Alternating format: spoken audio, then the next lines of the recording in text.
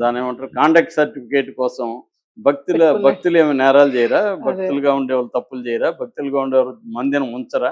ఎక్కువ ముంచేది భక్తి బ్యాచే ఎక్కువ ముంచేదంతా కూడా. హ్మ్. ఇక్కడ అనేక క్రైములు చేస్తున్నది భక్తులే.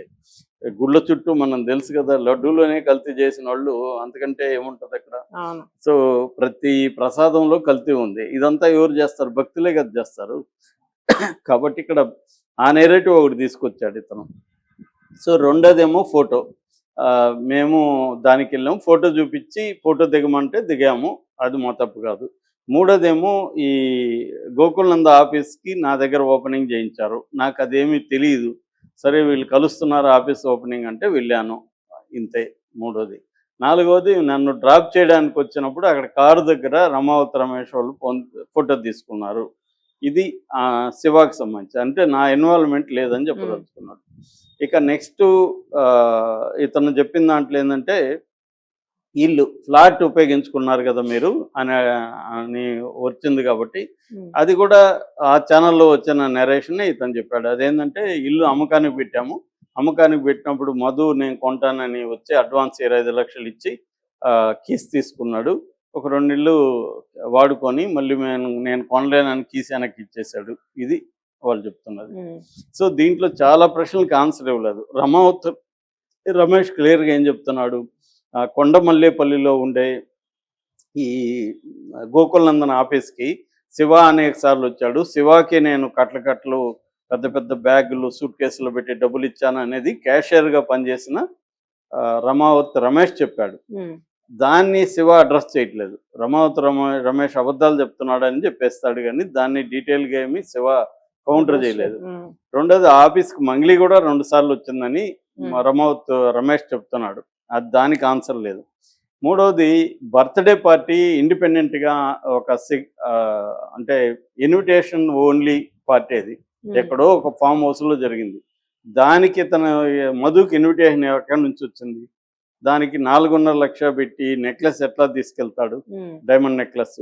దానికి ఆన్సర్ లేదు. మూడోది అసలు ఎవరైనా గూడా అంటే కోయిన్సిడెన్స్‌లు చూడండి. సే మధునే కలుస్తాడు. మళ్ళీ మధు పిలుచుకుపోతాడు డిన్నర్‌కి. మళ్ళీ మధునే శివాని ఓపెనింగ్ చేయిస్తాడు. మళ్ళీ మధునే ఫ్లాట్ కూడా కొంటాడు. వాళ్ళు హ్మ్. ఓపెన్‌గా అనౌన్స్ చేస్తే మధుకి తెలిసిపోయి మధునే ఫ్లాట్ కొంటాడు. ఆ! రెండోది అన్నిటికంటే విచిత్రం ఏమంటే, అంటే నేను నా లైఫ్‌లో ఎప్పుడు విననిది ఎవరైనా ఇప్పుడు కొనాలనుకో అడ్వాన్స్ ఇవ్వకుండా మామూలుగా రెంట్‌కే కీస్ ఇవ్వడు. హ్మ్. 2 నెలలు, 3 నెలలు అడ్వాన్స్ చెప్తే అడ్వాన్స్ ఇస్తే గాని మనకి కీస్ ఇవ్వరు అవును. రెంట్‌కే. అలాంటిది సేల్‌కి 25 ఇప్పుడు అదెంత 1,80,00,000 ఫ్లాట్ అది. హ్మ్. 1,80,00,000 ప్లాట్‌లో 25,00,000 అడ్వాన్స్ ఇస్తే కీస్ ఇచ్చేస్తారా ఫ్లాట్‌కి? హ్మ్.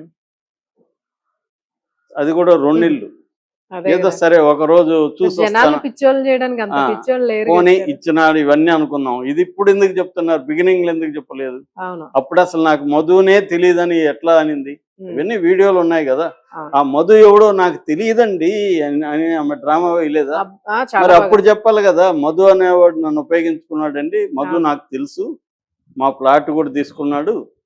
డిన్నర్‌కి పిలిస్తే మేమెళ్ళాము. ఇవన్నీ ఆమె చెప్పిందా బిగినింగ్‌లో? హ్మ్. చెప్పలేదు. ఎందుకు చెప్పలేదు? అంటే ఇంకొక ఛానెల్‌లో ఆమెను సపోర్ట్ చేసే ఒక ఆవిడ ఏం చెప్తుందంటే, ఆమె సరిగ్గా డీల్ చేయడంలో ఫెయిల్ అని. డీల్ చేయడం ఏముంది? అంటే బ్లంట్‌గా అబద్ధం చెప్పింది కదా! మధు నాకు తెలీదని అబద్ధం చెప్పింది కదా! హ్మ్. అలాగే వేణు ఉడుగుల తర్వాత ఆయన ఎవరు పూజారి నాగేశ్వరరావు వీళ్ళ పంచాయతీలో కూడా మధు నాకు తెలీదు. మధు ఎవరో తెలీదని ఆ తర్వాత ఫోన్ కలిపి పర్సనల్ కాల్‌లో మధుతో మాట్లాడిచ్చింది. అట్లాగే ఒకవేళ నీకు తెలియకపోతే నిన్ను ఉపయోగించుకొనుంటే ప్రెస్ మీట్ పెట్టని వేణుగోడు లాంటోళ్ళు సలహాలిచ్చారు. అవును. మరి ఆ పని ఎందుకు చేయలేదామె? అంటే క్లియర్‌గా ఎస్కేప్ ఇప్పటికి గూడా ఆమె బాధితుల తరపున నిజంగా ఇవన్నీ తెలీదు. వీళ్ళెందుకు మరి శివ గాని, ఆమె గాని వెళ్లి తమ కమ్యూనిటీ వాళ్ళే గదా! బంజారా. అవును. వాళ్ళ వైపు ఎందుకు నిలబడట్లేదు? ఈ శివ 1 మంత్ నుంచి ఏం చేస్తున్నాడు? ఎక్కడికున్నాడు? ఎస్కేప్ అతను కనిపించట్లేదని పోలీసులు చెప్పారు. హ్మ్. సో, క్లియర్‌గా ఏందంటే వీళ్ళ రోల్ అయితే క్లియర్‌గా ఉన్నట్టుగానే మనకు అర్థమవుతుంది. సో, మధు బయటకొచ్చి ఇప్పుడు అతను నేను తప్పు చేశానో లేదో చెప్పుకోవాలి గానీ, మంగ్లీకి సంబంధం లేదని మధు వీడియో చేయాల్సిన అవసరం ఉంది.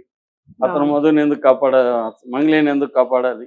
సో, దీంట్లో క్లియర్‌గా మంగ్లీ, మధు, శివ వీళ్ళ రోల్ ఉందని బాధితులు క్లియర్‌గా చెప్తున్నారు. హ్మ్. ఎస్టాబ్లిష్ చేస్తున్నారు. ఒకవేళ మంగ్లీ రోల్ లేకపోతే మంగ్లీ తరపున మినిస్టర్లు, ఎమ్మెల్యే తండ్రులు వీళ్ళందరూ సుబ్బారావు లాంటి వాళ్ళకి ఇప్పుడు సంపత్ నాయకులకి ఫోన్లు చేసి ఎందుకు బెదిరిస్తున్నారు? అవును.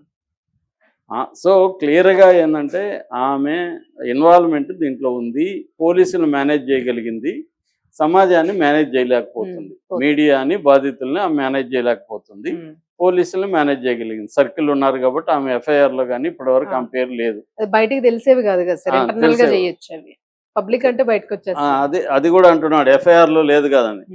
సో ఇక్కడ ఏందంటే కాకపోతే ఏందంటే అల్టిమేట్‌గా దీంట్లో ఏం జరుగుతుందంటే ఈ ప్రెజర్ వల్ల కనీసం కొంతన్నా కొంత డబ్బులు వస్తదేమో అనేది బాధితుల ఆవేదన. వాళ్ళు ఏందంటే ఎక్కడెక్కడో తీసుకొని వచ్చి అప్పులు చేసి పెట్టారు. ఇప్పుడు అందరికి కూడా అనుమానం ఏమంటే మొన్న వెళ్ళి వచ్చినాక అందరికి ఇంతంత డబ్బులు వీళ్ళకి ఎక్కడి నుంచి అది వచ్చింది నిజంగా షాక్ అనేది సార్ అందరికి అసలు. షాక్. వాళ్ళు ఎవరో చూస్తే ఎత్తినా కోటే అంటున్నారు. కోటి అంటున్నారు, 2 కోట్ల లక్షల్లో మాట్లాడట్లేదు. మనమేమో తాండాలు వెనకబడ్డ వర్గాలని మనం మనం అనుకుంటున్నాం అనుకుంటున్నాం కదా, వాళ్ళకి ఎక్కడి నుంచి వచ్చింది? అదే ఇందాక ఎవరో ఒక ఫ్రెండ్ అన్నాడు, కాదు నేను ఒక 10 లక్షలు కావాలంటే నేను 1 ఇయర్ నుంచి నానా బాధలు 10 పడితే నా వల్ల 10 లక్ష లక్షలు రూపాయల కోసమే 10 లక్షలు నేను సేవ్ చేయలేకపోతున్నాను. నాకు 1 లక్ష రూపాయలు జీతం వస్తుంది.